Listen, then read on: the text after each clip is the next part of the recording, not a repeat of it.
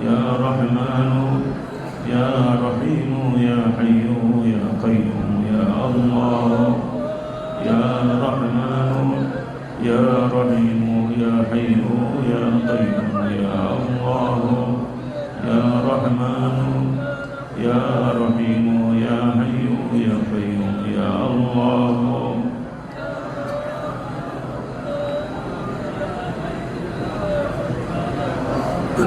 الله أكبر الحمد لله شكر حسبنا الله ونعم الوكيل نعم المولى ونعم النصير حسبنا الله ونعم الوكيل نعم المولى ونعم النصير حسبنا الله ونعم الوكيل نعم المولى ونعم النصير حسبنا الله ونعم الوكيل حسبنا الله ونعم الوكيل نعم المولى ونعم النصير حسبنا الله ونعم الوكيل نعم المولى ونعم النصير حسبنا الله ونعم الوكيل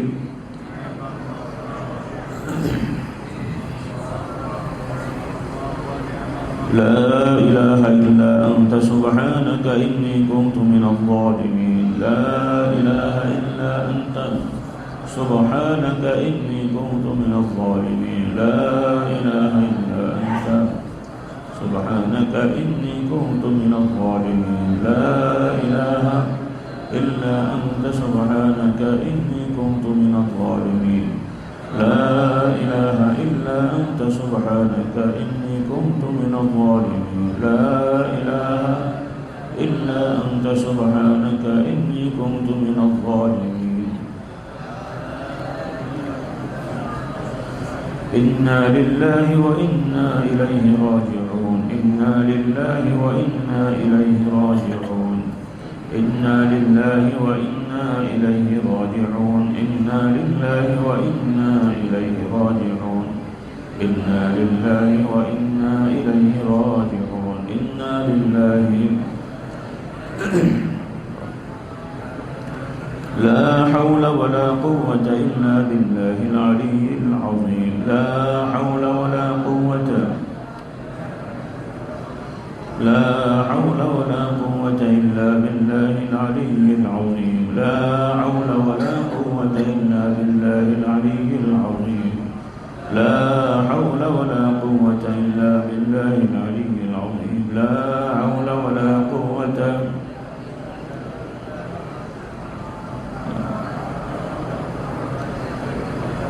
আল্লাহু আকবার আলহামদুলিল্লাহ আল্লাহ তাআলার শুকরিয়া আমরা অল্প সময় কিছু তাসবিহ তাহমিদ তাকবীর তাহলিল দরুদ ও সালাম কিছু জিকির আমরা করতে পেরেছি আলহামদুলিল্লাহ কেউ কেউ নতুন এসেছেন আপনারা শিখে নেবেন আমাদের আলহামদুলিল্লাহ আল্লাহর শুকরিয়া মোটামুটি প্রয়োজনীয় আমলগুলোর কিতাবাদি আমাদের আলহামদুলিল্লাহ সংকলন হয়ে আছে আলহামদুলিল্লাহ এবং আশা করছি সবটাই কোরআন সুন্নাহ মোতাবেক আশা করছি যারা হকপন্থী আছেন উলামায়ে কেরাম এবং বুজদার আছেন আমরা যে আমলগুলো করছি এবং শেখাচ্ছি তারা আশা করি এখানে বড় ধরনের কোনো ভুল পাওয়ার কোনো সুযোগ নেই বলি আলহামদুলিল্লাহ কারণ আমাদের নীতি হলো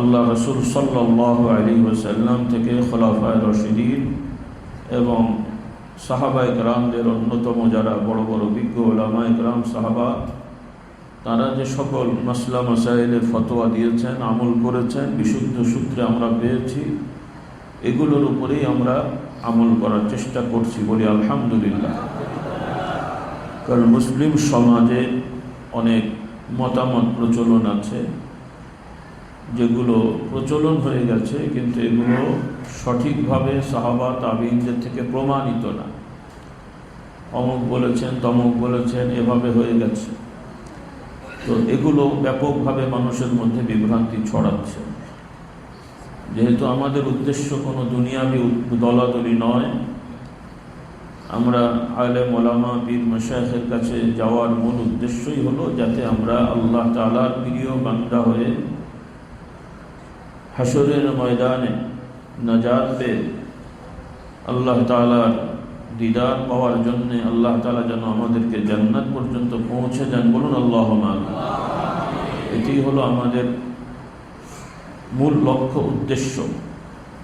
যদিও কিছু সাধারণ মানুষের অনেক ধরনের নিয়ত বা মন মানসিকতা থাকে, জাগতিক বৈষয়িক অনেক সমস্যার জন্য তারা দরবারে পীর আলেম ওলামার কাছে দিয়ে থাকেন, সেটাও আকীদা ঠিক থাকলে বৈধ। যেমন আমরা ডাক্তারের কাছে যাই, কবিরাজের কাছে যাই, যে কবিরাজরা বিভিন্ন বস্তু দিয়ে ট্রিটমেন্ট করে, কোনো কুফরি শিরকি কথাবার্তা না। কারণ কিছু কিছু কবিরাজ আবার কবিরাজির সাথে সাথে সেহের জাদু করে। তারা কিছু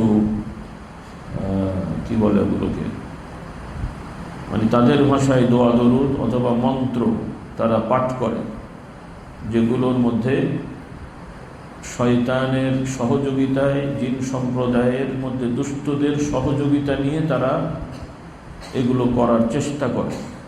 মানুষের মধ্যে যেমন ভালো খারাপ আছে, ইবলিস তো ইবলিসই, জিন সম্প্রদায়ের মধ্যে ইবলিসও জিন সম্প্রদায়ের মানে সদস্য।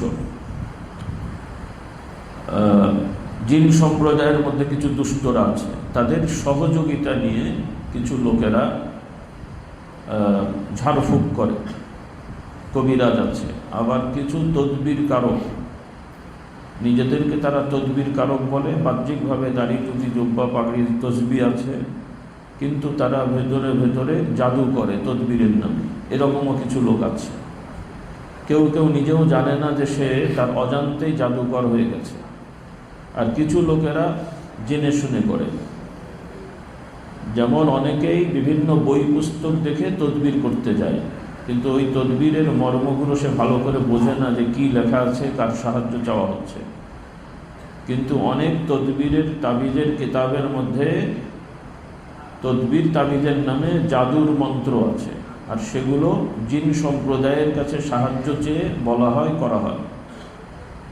এগুলো কুফরি শিরকি, এবং সেগুলো না জানতেই সে করে ফেলে।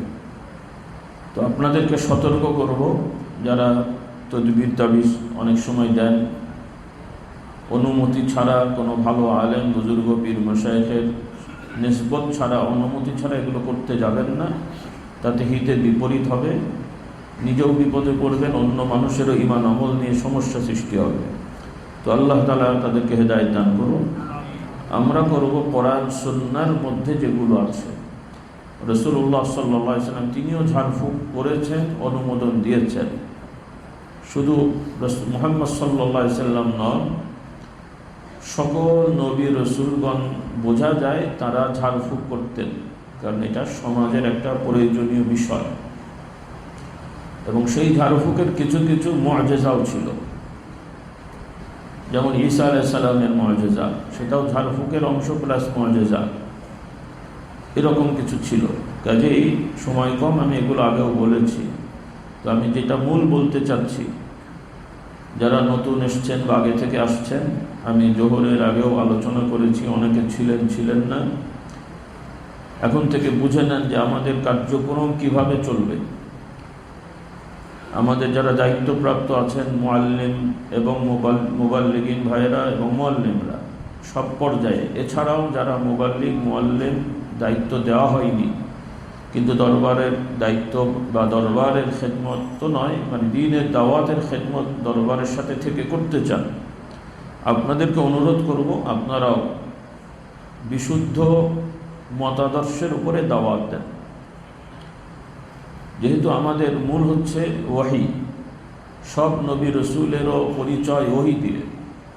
নবীরা গবেষক না, বিজ্ঞানী না, দার্শনিক না, কারণ এই শব্দগুলো নবীদের জন্য অপমান, এগুলো সাধারণ মানুষের বিষয়। নবীরা এই গতানুগতিক বিজ্ঞান দর্শন এগুলো সবার ঊর্ধ্বে, তারা আল্লাহ থেকে সরাসরি জ্ঞান অর্জন করেন, সেটা মানুষকে দেন। বলুন সুবহানাল্লাহ। কাজেই আমরা অনেক সময় বিজ্ঞান দর্শন এগুলো শুনলে অনেক বড় করে জানি, এগুলোর মধ্যে ভুল আছে। যত বড় বিজ্ঞানী হোক তার বিজ্ঞানের মধ্যে ভুল আছে, যত বড়ই দার্শনিক হোক তার দর্শনের মধ্যে ভুল আছে, কিন্তু কোনো নবী রসুলের ওয়াহিতে ভুল নেই। বলুন সুবহানাল্লাহ। এই বুঝগুলো আপনাদের মাথায় থাকতে হবে। তাহলে নবী রসুলের ওহিতে যদি ভুল না থাকে আর আমরা যদি মোহাম্মদ রসুল্লাহর ওহি নিয়ে চলি, তাহলে আমাদের মধ্যে ইনশাল্লাহ ভুল থাকবে না। বলুন আল্লাহুম্মা আমিন। কাজেই আপনারা সাধারণ মানুষ হলেও আল্লাহর কাছে বিজ্ঞানী দার্শনিকের থেকেও আপনি যদি কোরআন সুন্নাহ মোতাবেক দাওয়াত দেন, মানুষের কাছে মর্যাদা পান আর না পান, আল্লাহর কাছে আপনি মর্যাদা পাবেন। আল্লাহ তাআলা বলেন, ওয়ামান আহসানু কাওলাম মিম্মান দাআ ইলাল্লাহি ওয়া আমিলা সালিহান ওয়া ক্বালা ইন্নানী মিনাল মুসলিমিন। আল্লাহ তাআলা বলছেন, এর থেকে সম্মানিত আর কেউ হতে পারে না যারা আল্লাহ তাআলার দিকে মানুষদেরকে দাওয়াত দেয়, আহ্বান করে এবং নিজেরাও সৎকর্ম করে আর নিজেদের পরিচয় অবলম্বন করেছে যে আমি মুসলিমদের একজন, মুসলমানদের দলভুক্ত করি। আলহামদুলিল্লাহ। তাহলে সবাই সব পারবেন না। আল্লাহর দিন সহজ। আল্লাহ রসুল সাল্লাল্লাহু আলাইহি ওয়াসাল্লাম সাহাবাদেরকে জানিয়ে দিলেন যে আমার পক্ষ থেকে একটা আয়াত হলেও তোমরা পৌঁছে দাও। সুবহানাল্লাহ। অর্থাৎ আপনি যতটুকু জানেন অতটুকুই আরেকজনকে পৌঁছে দেওয়া, এটাও আপনার জন্য সওয়াবের কাজ। বাড়িয়ে বলবেন না, যা জানেন সেটাই বলেন, যা শিখেছেন সেটাই বলেন। এজন্য আলহামদুলিল্লাহ এখন তো আপনারা অধিকাংশই পড়াশোনা শিখে ফেলেছেন, বাংলা পড়তে জানেন, ইংরেজি পড়তে জানেন। যদিও ইংরেজি পড়তে শিখলেও বাংলা আর কোরআন শরীফ শিখতে পারেনি। কি বলেন? আল্লাহ আমাদের হেদায়েত দান করুন। এখন গ্রামগঞ্জের ছেলেরাও ইংরেজিতে কথা বলতে পারে, বেশি কিছু না পারেও গালাগালি ভালোই দিতে পারে। কি বলেন? কিন্তু কোরআন শরীফ পড়তে খুব কম মানুষ জানে। আল্লাহ এদেরকে হেদায়েত দান করুন। কোরআন আমরা সবাই কোরআন কোরআন করে চিল্লাই, কিন্তু চিল্লালে কি হবে? সব থেকে বেশি অবহেলিত কোরআন। শুনতে খারাপ লাগবে কিন্তু বলতে আমি বাধ্য হই, এমনকি মাদ্রাসাগুলোতেও কোরআন অবহেলিত। শুধু আলিয়া না, এই কওমি মাজার হুজুরগুলো ধরে নিয়ে আসেন। আমিও কওমি পড়েছি, পড়াই, এই জন্যই তো বলছি। 12-13 বছর পড়ার পরে হাফেজে কোরআন, দাওরা পাস, কোরআন খুলে দেন, ঠিক মতো অনুবাদ করতে পারে না। তাহলে কি করলো এতটা দিন? এত করে বলছি, মাথায় ঢুকাতে পারছি না। আল্লাহ আমাদের হেদায়েত দান করুন। আল্লাহ। আচ্ছা, যেই ছেলেগুলো কোরআন শরীফ পুরো মুখস্থ করলো, আরবিগুলো, ওই আরবির শব্দ অর্থগুলো কি মুখস্থ করতে পারবে না বাংলায়? তাহলে সেই শব্দ অর্থ মুখস্থ করে ফেললে সে তো কোরআন এমনিই বুঝবে রে বাবা। এই কাজটাই আমি করাতে পারছি না এই হুজুরদেরকে নিয়ে। যেহেতু আগে হুজুররা করেনি, কাজে ওটা করা যাবে না। বিরিয়ানি খাওয়া যাচ্ছে, এসিতে থাকা যাচ্ছে, গাড়িতে চলা যাচ্ছে, সেগুলো তো তোমার বাপদাদা করেনি রে বাবা। তখন মশলা কোথায় গেল? খাওয়ার বেলায় মজার খাবে, বান্ডিলের বেলায় বান্ডিল নেবে, সব ঘুরিয়ে ঘাড়িয়ে হাদিয়া না জায়েজ করে ফেলছে। আগেকার ওলামায়ে কেরামরা তো এগুলো নিতেনই না। আর এলমে দিন শেখাবো, আমি তো বলি না আমার বাপদাদার নাম মুখস্থ করো, বলছি কোরআনের শব্দ অর্থ মুখস্থ করো। এটাই ওনারা করবেন না। কি বলবো বলেন? আল্লাহ এদের হেদায়েত দান করুক। কারণ সমস্যা আছে। কারণ এনাদের আবার ছেলেরা যদি ভালো আলেম হয়ে যায়, এ বেচারারা চিন্তা করে যে আমার থেকে তো অন বেড়ে যাবে। কারণ ওরা তো শেখে দিত। এসব মুফতি সাহেব ঘুরে বেড়াচ্ছে, কোরআন নিয়ে বসে 3-4 পাতার পরে আর অনুবাদই করতে পারবে না। সব বড় বড় পাগড়িওয়ালা মুফতি সাহেব। আমি কাউকে কটাক্ষ করছি না, আমি বাস্তবতাটা বলছি। কিন্তু চিল্লাবে সব কোরআনের আলো ঘরে ঘরে গেল, সব রাতারাতি কোরআনের আইন। আচ্ছা ঠিক আছে, কোরআনের আইন করবেন। এই বড় বড় মাদ্রাসার মুয়াজ্জিজ ধরে নিয়ে এসে বলেন, ঠিক আছে কালকে যদি কোরআনের আইন হয়, আপনারা কি এই মামলার কি বিচার করবেন বলেন। কয়জন পারবে? শিখেছেন? শেখেননি তো, তাহলে হবে কোত্থেকে? শুধু গায়ের জোরে, গলার জোরে ইসলাম হয়? আল্লাহ তাআলা কিয়ামত করবেন, সেটা একটা সময় আছে। তার আগে আমাদের মতন হুজুরদের ক্ষমতা দিয়ে আরেক কিয়ামত করাবেন না। যোগ্যতা নেই। আপনারা যোগ্যতা হন, যোগ্যতা অর্জন করেন, চিল্লাতে হবে না, কান ধরে আল্লাহ বসিয়ে দেবেন। সুবহানাল্লাহ। কান ধরে বসিয়ে দেবেন। কারণ আল্লাহ তাআলা এই দুনিয়াকে, হ্যাঁ আপনি যেটা যোগ্য সেটা দিয়েছেন। ভালো তেলাওয়াত করতে পারেন, ইমাম হয়ে গেছেন। বকতে পারেন, বক্তা হয়ে গেছেন। কিন্তু দুনিয়া নিয়ে যোগ্যতা অর্জন করেন, আস্থা অর্জন করেন, আল্লাহ তাআলা আপনাকে দায়িত্ব পাঠিয়ে দেবেন। কিন্তু অযোগ্যকে দিলে তো বাবা কিয়ামত হয়ে যাবে। এখন যে সমস্ত আমরা হুজুররা আছি, একটা মাদ্রাসার পয়সায় ঠিক মতো হিসাব রাখতে পারে না, তো ইউনিয়ন কাউন্সিল চেয়ারম্যান হয়ে কী করবে বাবা? তো সব গোলমাল পাকিয়ে দেবেন। তো জাস্ট বোঝার জন্য বলছি। হ্যাঁ, অবশ্যই ভালো মানুষ আছে, কিন্তু সংখ্যা খুব কম। এই কোটি কোটি মানুষের মধ্যে 200 ভালো মানুষ দিয়ে কি এটা কন্ট্রোল করা যায় নাকি? তো বোঝার জন্য বলছি, আপনারাই তো, আমি জোহরের সময় জরিপ করলাম, পুরো কোরআন শরীফ তো আমরা আলহামদুলিল্লাহ রমজানের 27টা রাতে, সারা রাত না কিন্তু 27 রাতের, মানে 27 দিনের রাতে প্রতিদিন 2 ঘন্টা করে সময় ব্যয় করা হয় ম্যাক্সিমাম, কম বেশি, কমই হবে বেশি না, 2 ঘন্টা ঈশার নামাজ নিয়ে তারাবি, 20 রাকাত তারাবি, রাকাত যাই হোক 20 রাকাত বা তারাবির মধ্যে যারা খতম দেয় 27 রাতে পুরো কোরআন শুনে শুনে খতম দিয়ে ফেললেন। 27 রাতে পুরো কোরআন শুনে শুনে খতম দিয়ে ফেললেন। আর 70, 80, 50, 60 বছর বয়স এখনো, এই বয়সের মধ্যে কজন বলতে পারবো যে পুরো কোরআন অনুবাদ করে একবার আমি শেষ করেছি? তফসির তো বাদ দেন, অসম্ভব কাজ ছিল, জাস্ট উদ্যোগের ব্যাপার। এই জন্য বলছি এখন থেকে শুরু করে ফেলেন। এই যে আমি জোহরের সময় বলেছি, আমি জরিপ করে দেখেছি, প্রতিদিন যদি 1 ঘন্টা সময়, প্রতিদিন লাগবে না, সপ্তাহে প্রতিদিন 1 ঘন্টা হলে 7 দিনে 7 ঘন্টা হয়, 5 ঘন্টা সময় ব্যয় করেন, করে 2-1 দিন বাদ যাবে হয়তো, প্রতি সপ্তাহে 5টা ঘন্টা ব্যয় করেন, কোনো দিন 1 ঘন্টা, কোনো দিন 30 মিনিট, 40 মিনিট, 50 মিনিট, একটু সময় ব্যয় করে তাফসিরের কিতাব অনেক আছে, মোটামুটি অল্পের মধ্যে সব বোঝার জন্য মাআরিফুল কোরআন আমরা বেশি গ্রহণযোগ্য মনে করি। যদি আপনি মোটামুটি প্রতি সপ্তাহে 5 ঘন্টা সময় ব্যয় করতে পারেন, 1 বছরের মধ্যে খুব সহজেই পুরো কোরআন শরীফ অনুবাদ শুধু না, বেশ মৌলিক ব্যাখ্যা সহ পড়ে বা শুনে আপনি শেষ করতে পারবেন। সুবহানাল্লাহ। পণ্ডিত হওয়ার জন্য না। আপনি হয়তো চিন্তা করবেন পড়ে লাভ কি, আমি তো আর দাওরা পাস, টাইটেল পাস, হুজুর হব না। কোরআন হাদিস কি হুজুর হওয়ার জন্য পড়তে হয় না আল্লাহর বান্দা হওয়ার জন্য? এখন তো সব হুজুর হওয়ার জন্য পড়ে, এই জন্য কিছুই হতে পারে না। কোরআন হাদিস হুজুর পীর সাহেব হওয়ার জন্য পড়া হয় না।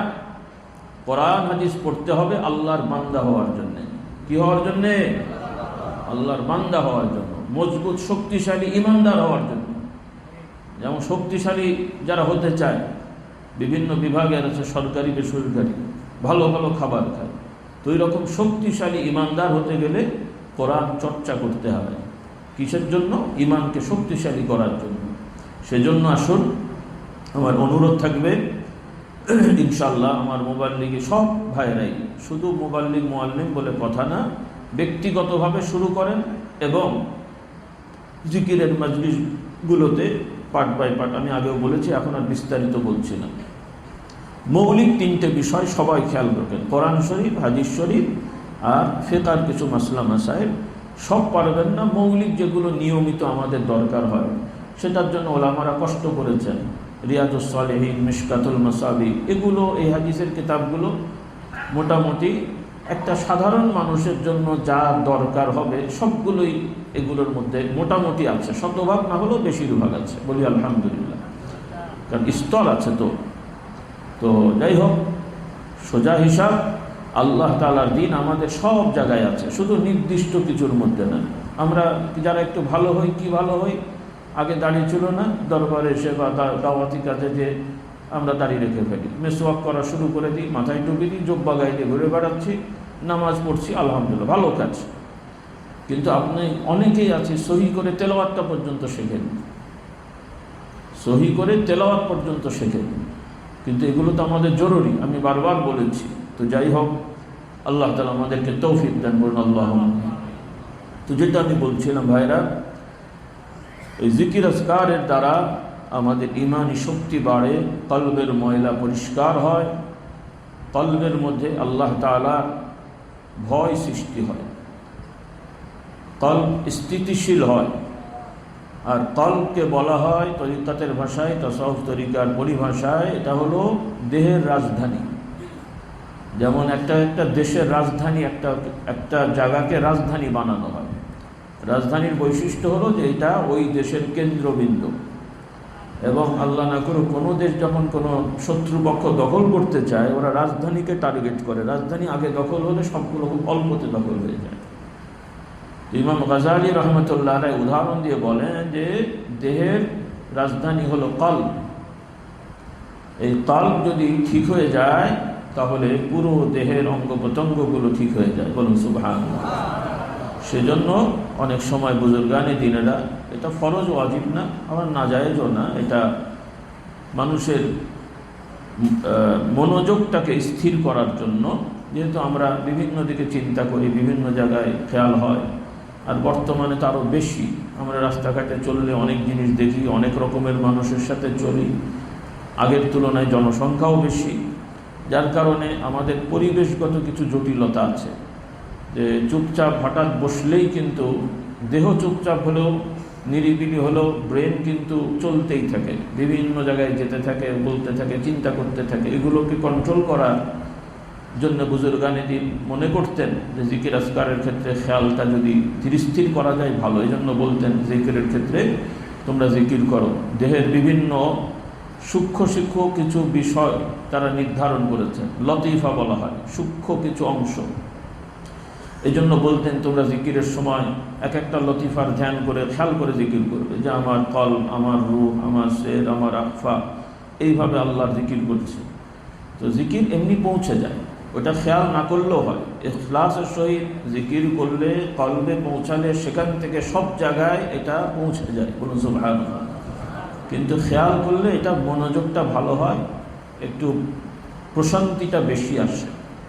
আল্লাহ তাআলা আমাদেরকে বোঝার তৌফিক দান করুন। তো হাদিস শরীফে এসেছে, আপনারা সবাই জানেন, বারবার শুনেছেন কলবের কথা, কলব জারি হওয়া, কলব এটা হওয়া।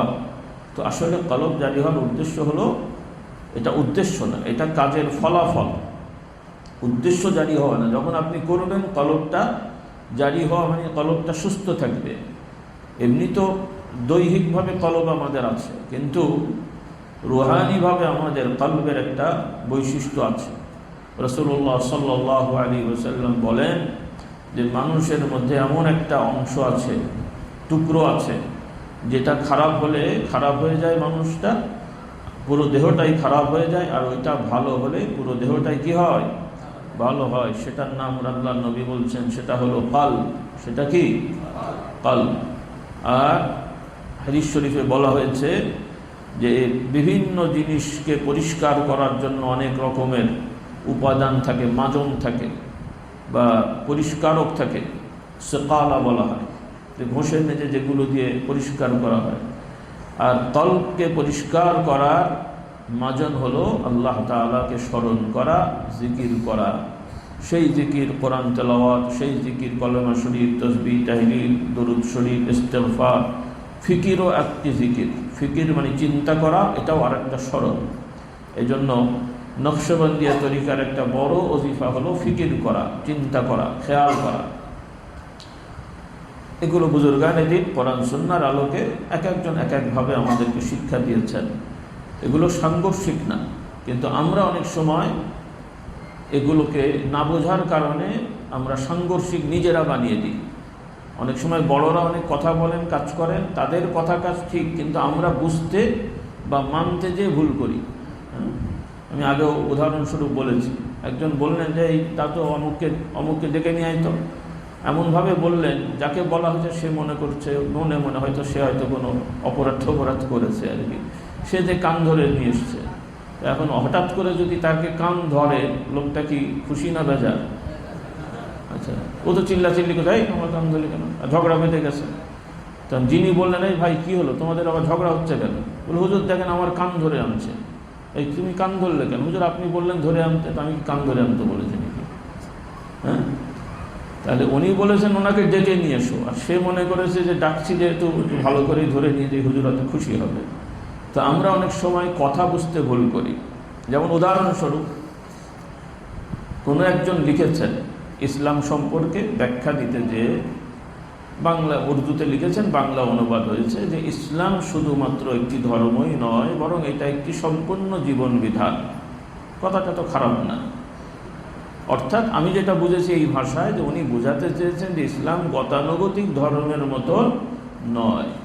কিন্তু আমার মনে হলো যে এই কথা পড়ার কারণে কিছু লোকেরা বলে ফেলছে যে ইসলাম কোনো ধর্ম নয়। আচ্ছা, ওই কথার সাথে এটা মিলল?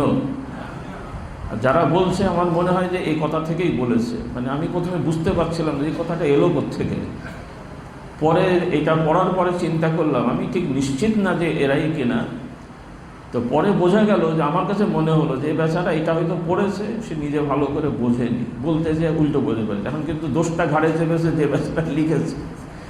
হ্যাঁ, ইসলাম অন্য ধর্মের মতন না, এটা ঠিক আছে। হ্যাঁ, ইসলাম, কারণ অন্য ধর্ম পূর্ণ জীবন বিধান তাতে নাই, কারণ এগুলো মানব রচিত রেওয়াজ।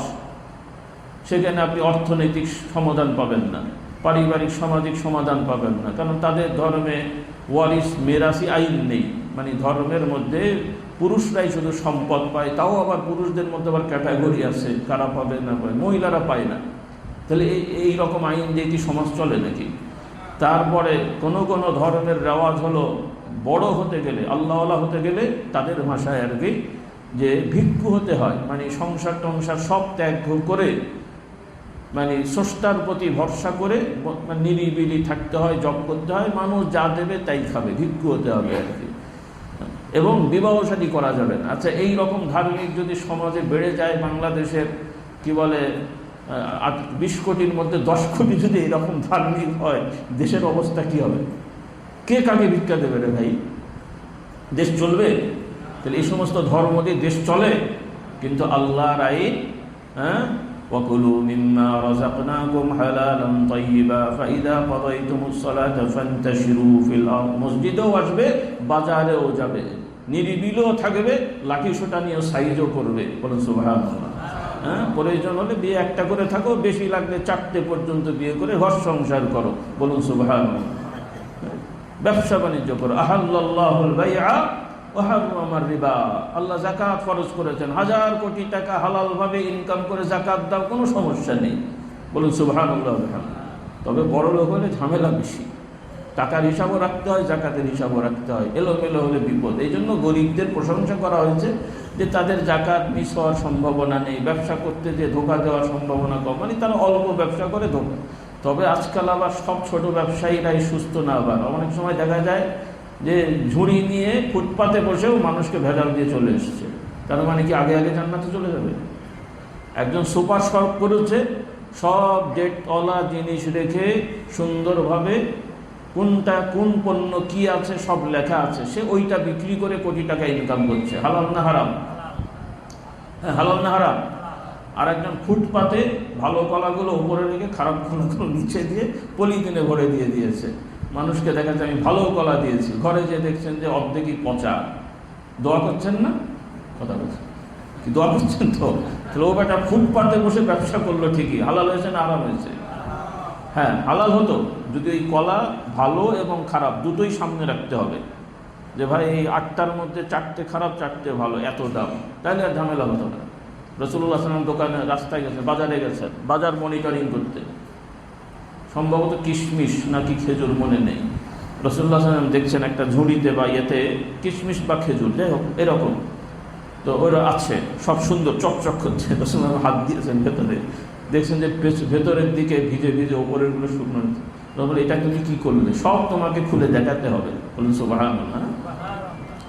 এই ফ্রেশ মানে শুকনো, মানে যেটা যেমন ক্রেতাকে দেখিয়ে দিতে হবে, তাহলে আপনার হালাল হবে।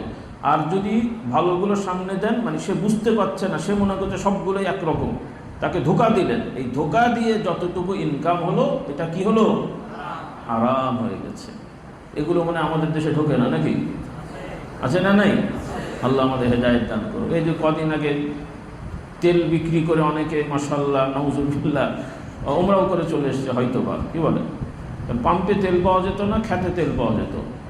ওই যে তখন আমি উত্তরবঙ্গে ছিলাম, ঠাকুরগাঁয়ে, তো জিজ্ঞেস করলাম তেলের কি অবস্থা। বলে হুজুর পাম্পে অতটা পাওয়া যাচ্ছে না, তবে ভুট্টা খেতে পাওয়া যাচ্ছে। কি বুঝলেন? তাহলে এই যারা পাম্প থেকে বোতল করে তেল নিয়ে, বা বোতলে তো দিত না, অনেকে আবার দেখা যেত যে মোটর সাইকেল নেই, আইন করলো যে বোতলে দেওয়া যাবে না, যার গাড়ি আছে তাকে দেওয়া যাবে। বাঙালিকে আর কম চালাক নাকি? সে যে আবার মোটর সাইকেল নেই, ট্যাঙ্কি কিনে নিয়ে চলে এসছে। তো এইরকম কত রকম সিস্টেম, নাউজুবিল্লাহ। তাহলে যারা এই সুযোগ সন্ধানী করে, যার দরকার ছিল না, সাধারণ, সে ক্রেতা না, কিন্তু এই তেলের ক্রাইসিস সৃষ্টি করে বেশি লাভ করলো দাম বাড়িয়ে দিয়ে, ওই টাকাগুলোকে হালাল হয়েছে? সে মনে করছে আমি তো ব্যবসা করলাম। তাহলে এটা তো ব্যবসা হয়নি। আল্লাহ আমাদের হেদায়েত দান করুন। তাহলে আল্লাহর বিধান ইসলাম সব ধরনের সমাধান আল্লাহ তাআলা তার আইনে দিয়েছেন বলি আলহামদুলিল্লাহ। আমাদেরকে ওভাবেই বিশ্বাস করতে হবে। কিন্তু আফসোস হলো এখনও মুসলমানদের একটা বড় অংশ এভাবে তারা ইসলামকে বোঝে না। তারা ইসলাম মনে করে নামাজ পড়া, রোজা করা, কোরবানি দেওয়া, দাঁড়িয়ে রাখা, টুপি পরা, মেসওয়াক করা, আর সুদী ব্যাংকে টাকা রেখে ইন্টারেস্ট খাওয়া, আলহামদুলিল্লাহ পড়া, নাকি ইসলাম হয়ে গেছে। নাউযুবিল্লাহ, আল্লাহ আমাদের হেদায়েত দান করুন। এই জন্য ব্যবসা করতে হবে, সুদ ভিত্তিক কারবার করা যাবে না। যাই হোক, আরও কথা আছে, খোলাসা কথা, তাহলে অন্তর সাফ হতে হলে জিকির লাগবে, আর এই জিকিরের ইবাদত কবুল হতে হলে হালাল উপার্জন লাগবে। কি উপার্জন? হালাল। আমাদের খাওয়া পড়া সব হালাল লাগবে। রাসূলুল্লাহ সাল্লাল্লাহু আলাইহি ওয়াসাল্লামের কাছে প্রশ্ন করা হলো একদল সম্পর্কে, তারা অনেক দোয়া করে, জিকির করে, ইবাদত করে, রাত জেগে ইবাদত করে, কিন্তু কবুলের কোনো নিদর্শন নেই। রাসূলুল্লাহ সাল্লাল্লাহু আলাইহি ওয়াসাল্লাম বলে দিলেন, সতর্ক করলেন যে তারা যে জামা কাপড় পরে আছে ওই জামা কাপড়ের মধ্যে হারাম ঢুকে আছে, তারা যা খাচ্ছে ওর মধ্যে হারাম ঢুকে আছে, তাহলে ওদের খাবারে হারাম, পোশাকে হারাম, তাদের বিভিন্ন আসবাবপত্রে হারাম। তারা যতই আল্লাহ আল্লাহ বলে চিল্লাক না কেন, এই দোয়া আল্লাহর কাছে কবুল হয় না। বলুন নাউযুবিল্লাহ। এমনকি আগে তো যুদ্ধ হতো, এখনকার রাষ্ট্র কর্তৃক যুদ্ধ হয় সাধারণত, রাষ্ট্র অস্ত্রশস্ত্র সরবরাহ করে। আগেকার সমাজে বেশিরভাগ যুদ্ধে যোদ্ধারা নিজেদের অস্ত্র নিজেরা নিয়ে যেত, বা রাসূলুল্লাহ সাল্লাল্লাহু আলাইহি ওয়াসাল্লামের সময়ে যে জেহাদগুলো হয়েছে অধিকাংশ জেহাদেই সাহাবায়ে কেরামরা নিজেদের অস্ত্র নিজেরা নিয়ে যেতেন।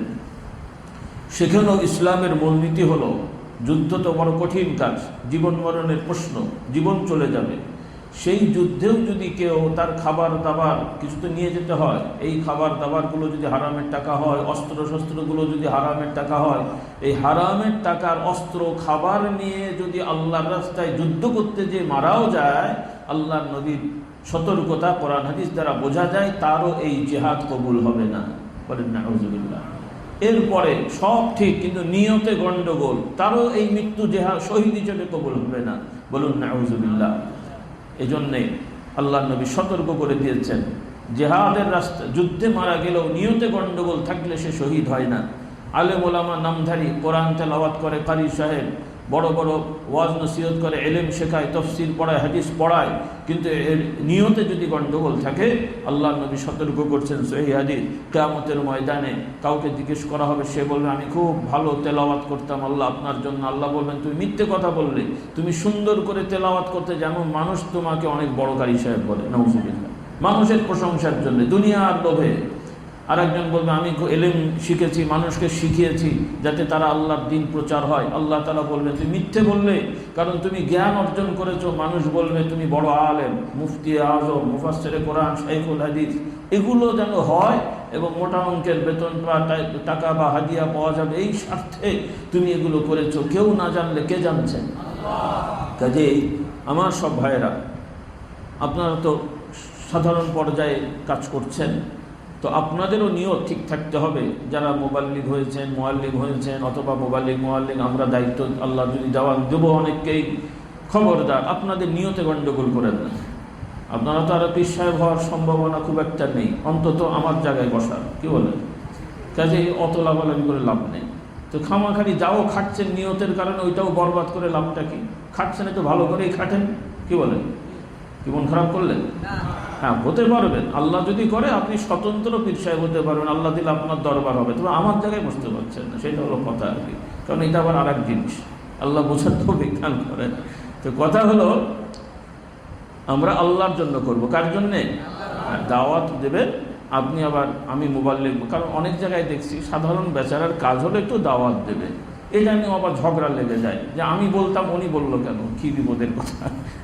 এটা নিয়েও শয়তান ওয়াসওয়াসা। আচ্ছা বাবা, আর একজন যদি আপনার কাজটা করেই দিয়ে থাকে তো আপনার তো খুশি হওয়া উচিত যে মাশাআল্লাহ ভালো, আপনি আমার সহযোগিতা করেছেন। কিন্তু কেউ কেউ অনেক জায়গায় আমার কাছে অভিযোগ আসে, বুঝলেন আমার কথাটা উনি বলেছে বা আমার কাজে উনি গেছে, কি মুশকিল। আপনার তো খুশি হওয়া উচিত যে আমার সাথে আর একজন পাওয়া গেছে। এটা কি কোনো গতি মানে কোনো ধরনের পোস্ট নাকি? এই জন্যে আপনারা দাওয়াতি কাজ যারা করবেন, কেউ কারো সহযোগিতা করলে খুশি হবেন ইনশাআল্লাহ, কেউ কারো সাংঘর্ষিক কিছু করবেন না। তো খোলাসা কথা, আপনাদের অনুরোধ, আপনারা মাআরিফুল কোরআন প্রত্যেকেই কিনবেন, রিয়াজুস সালিহিন প্রত্যেকে কিনবেন ইনশাআল্লাহ। আর মানে ফিকহ কিতাবে সর্বসাধারণের জন্য উত্তম এখন কি আছে আমাকে একটু দেখতে হবে, বাংলা তো চর্চা কম হয়, যেটা আমি একটু সিলেক্ট করবো আর কি। আরও অনেক আছে, মানে আমাদের একটা লেখা হয়েছিল সংকলন, ওইটা ছাপা হয়নি, মানে ছাপা ছিল, মুসলমানি নিসাব আব্বাজান হুজুর রহমতুল্লাহ একটা সংকলন করিয়েছিলেন। এখানে নামাজ, রোজা, হজ, যাকাত সব মাসলাগুলো একত্রিত করা হয়েছিল। তবে আমাদের এখন যেগুলো আছে যে ওজিফা নামাজ শিক্ষা, এরপরে রোজা শিক্ষা, সওম শিক্ষা, এরকম কিছু কিতাব আলাদা আলাদা হয়েছে, আপনারা এগুলো সংগ্রহ করেন। তো খোলাসা কথা, আমরা ওয়াজ নসিহত শুনবো, তালিমে যাব, ব্যক্তিগতভাবে চর্চা করব। আর কলবকে পরিষ্কার রাখার জন্যে নিয়মিত কোরআন তেলাওয়াত, সকালে ফজরের পরে জিকির, আসরের পরেও জিকিরের কথা আছে, যদিও আমাদের অনেকের সম্ভব না। যাদের সম্ভব 100 জনের মধ্যে 2 জন হলে 2 জনই করেন। হ্যাঁ, এরপরে ইতিকাফ আপনারা নিয়ত করবেন, ইনশাআল্লাহ শুরু করবেন। একসাথে 10 দিন না পারলে আস্তে আস্তে শেখেন। প্রথম মানে শুরুতে আপনি 3 দিন করেন, অথবা 1 দিন দিয়ে শুরু করেন, এর পরের বছরে 7 দিন করেন, তারপরের বছরে 10 দিন করেন। এভাবে ইতিকাফ করার কিছু নিয়ত রাখেন, অভ্যাস রাখেন ইনশাআল্লাহ। বিশেষ করে আমার অনুরোধ সবাই তো করার চেষ্টা করবেন, বিশেষ করে যারা আমরা আছি দাওয়াতি কাজে, মানুষ আমাদেরকে আলেম ওলামা বলেন, এবং মসজিদের সাথে সম্পৃক্ত ইমাম খতিবরা, মাদ্রাসার ওস্তাদরা, আপনারা একটু বেশি গুরুত্ব দিয়ে এগুলো করবেন। কারণ আপনারা এটা বেশি গুরুত্ব দিয়ে করলে একটা হলো আপনাদের আমাদের নিজেদের একটা আমলি জিন্দেগি হবে, এটা তো খুবই দরকার। পাশাপাশি আমাদেরকে দেখেও যদি একজন শিখে করে, সেটাও অটোমেটিক আল্লাহ তাআলা আমাকে সওয়াব দান করবেন। তো সাধারণকে দেখে তো আরেকজনের উৎসাহ কম হয়, কিন্তু একজন খতিব, ইমাম, হুজুর, মাওলানা, এনাদেরকে দেখলে অন্য মানুষের উৎসাহটা কি হয়? বেশি হয়। এটা আমাদের খেয়াল রাখতে হবে। তবে মানুষকে দেখানোর জন্য আমরা করব না, আবার উল্টো না করি, নাউজুবিল্লাহ। শয়তান তো আমাদের বসে আছে আমাদের ঘাড়ে, আল্লাহ আমাদের হেদায়েত দান করুক, বলুন আল্লাহুম্মা আমিন। তো খোলাসা কথা, আমরা আসুন নিয়মতান্ত্রিকভাবে নিজেদের জীবনটাকে আমরা সুন্দর করে সাজিয়ে নিই। এগুলো অনেক বড় বোঝা নয়, এগুলো আমাদের খুবই স্বাভাবিক ব্যাপার। বাংলা কথা আছে, ইচ্ছা থাকলে কি হয়? ইচ্ছা থাকলে উপায় হয়। একটু ইচ্ছা করলেই রাস্তা বের হয়ে যাবে ইনশাআল্লাহ। তো আজকে আর কথা নয়, আমার ইনশাআল্লাহ আলহামদুলিল্লাহ আমাদের আজকে বছর খুব ভালো সংবাদ, এই তালিমি মাহফিল আমরা প্রায় মানে অনেক ভাইরাই আমরা উপস্থিত আছি, বলি আলহামদুলিল্লাহ। আমরা 2 ভাই আছি, আমার সেজু চাচাজান হুজুরের বড় সাহেবজাদা তিনিও আছেন, সম্ভবত ছোট সাহেবজাদা আসবেন। ছোট চাচাজান হুজুর রহমতুল্লাহ আলাইহির একমাত্র সাহেবজাদা তিনিও আছেন, ইনশাআল্লাহ তিনিও আগামীকাল বয়ান করবেন। আজকে বাদ ঈশা আমার ছোট ভাই আলোচনা করবেন। আগামীকাল ইনশাআল্লাহ আমি ঈশার পরে, এই জিকিরের পরে বেশি, যেহেতু জুমার আলোচনা করব, মাগরিবের পরে আর বেশি আলোচনা না, মাগরিব জিকিরের পরেই ইনশাআল্লাহ সেজু হুজুরের সাহেবজাদা করবেন, এরপরে ঈশার পরে ছোট হুজুরের সাহেবজাদা করবেন। যেহেতু তালিমি মাহফিল বেশি রাত আমাদের হচ্ছে না, আমরা চেষ্টা করব তাড়াতাড়ি আপনারা যাতে ঘুমাতে পারেন, যেহেতু আগামীকাল জুমা, সেটারও প্রস্তুতির ব্যাপার সেবার আছে। তো খোলাসা কথা, আপনারা নিয়ম মেনে চলেন ইনশাআল্লাহ। আমরা মাঝে মাঝে একটু মানে কষ্ট পাই আপনাদের আচরণ দেখে, কথা শুনতে চান না অনেকেই। এভাবে চললে তো আপনারা আগাতে পারবেন। আপনাদেরকে তো অস্বাভাবিক কিছু বলা হয়নি, আপনাদের সুবিধার্থেই, শৃঙ্খলার জন্যই বিভিন্ন নিয়ম বলা হচ্ছে, কিন্তু অনেকে মানতে চাচ্ছেন না। তো এভাবে চললে তো আপনি আগাতে পারবেন না। এখান থেকে যেভাবে দিক নির্দেশনা দেওয়া হয়, আপনারা একটু মেনে চলার চেষ্টা করেন, এতে আপনাদেরও কল্যাণ হবে, বরকত হবে, পরিবেশটা সুন্দর থাকবে। আল্লাহ তাআলা আমাদের বোঝার তৌফিক দেন। ওয়া আখিরু দাওয়ানা আলহামদুলিল্লাহি রাব্বিল আলামিন। সুবহানাকাল্লাহুম্মা ওয়া বিহামদিকা আশহাদু আল্লা ইলাহা ইল্লা আনতা আস্তাগফিরুকা ওয়া আতুবু ইলাইক।